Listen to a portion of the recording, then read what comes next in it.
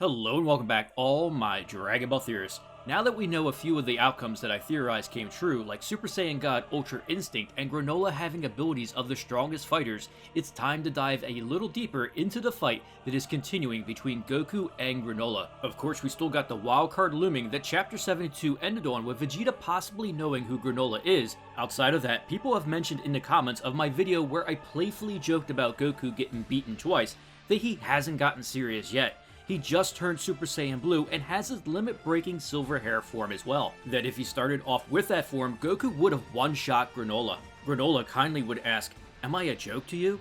I really think it would be an injustice to think that we have seen Granolah at full power or all of his abilities.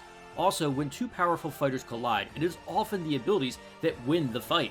That is why Goku ate dirt not once, but twice in one chapter.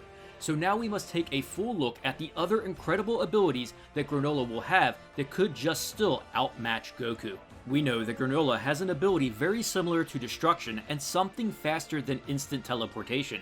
If during the Wish the dragon had made Granolah the ultimate warrior by granting him the best fighting abilities and techniques of everyone in the universe, then there is definitely more to come.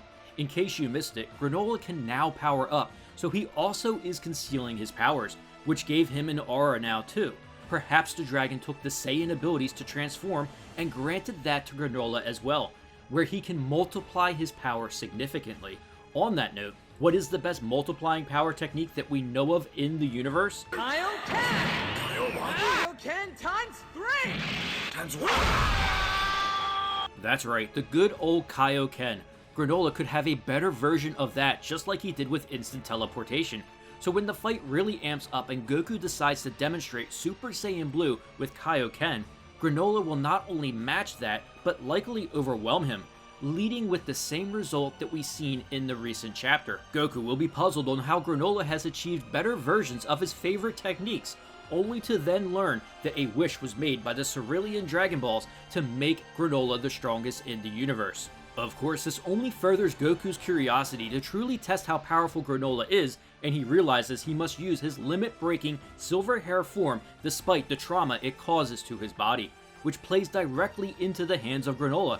Remember, his right eye is the sharpest in the universe. It sees all. It will reveal the obvious flaw that Goku's limit-breaking form has, which is the tremendous drain of his stamina. Which brings me to another point. Does Granolah get tired? Most fighters do, but if the Dragon's Wish gave Granolah the android's endless stamina, then he doesn't. We have to think Granolah is the culmination of the greatest fighters ever, which almost makes him perfect. P is for priceless, the look upon your faces. E is for extinction, all your puny races. R for revolution, which will be televised. F is for out. Okay, not perfect, but this would be the perfect opportunity for Granolah to just completely mess with Goku and play some mind games. Let's say Goku was able to really damage or hurt Granolah, like blowing off his arm. Who is to say he can't regenerate like Piccolo?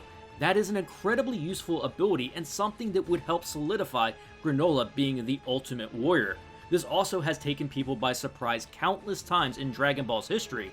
It's not like you expect your opponent to actually regenerate. While I do have this one picture of Moro up, well, he was a very difficult opponent due to his magic, and because of this, he was able to defeat Goku and Vegeta several times due to draining their power.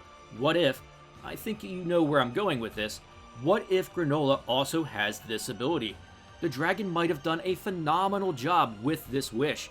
If Granolah can just absorb the power of enemies that are actual threats to him and gain even more power like Moro did, he can constantly get stronger as well, solidifying him as the strongest in the universe. We also have to assume, like Frieza and Moro, that he can also breathe in space, as this would be a weakness that the dragon would also have to eliminate. So for those who think Goku in his limit-breaking silver hair form one-shots Granolah, well, I think Granolah has plenty of options to still easily win. He has a lot left in the tank, so to speak. Heck, his tank might be infinite. Which is why I believe coming up we are going to witness the birth of the ultimate warrior, which is Granolah. Hope everyone is enjoying their week, and let me know what other types of powers Granolah might have. Does he have Kaioken, infinite stamina, regeneration, or energy draining abilities? As always, I love to hear your thoughts and theories in the comments below. If you enjoyed this video, don't forget to share it and smash that like button. Also, please subscribe to support the channel and turn on that notification bell to keep those theories coming.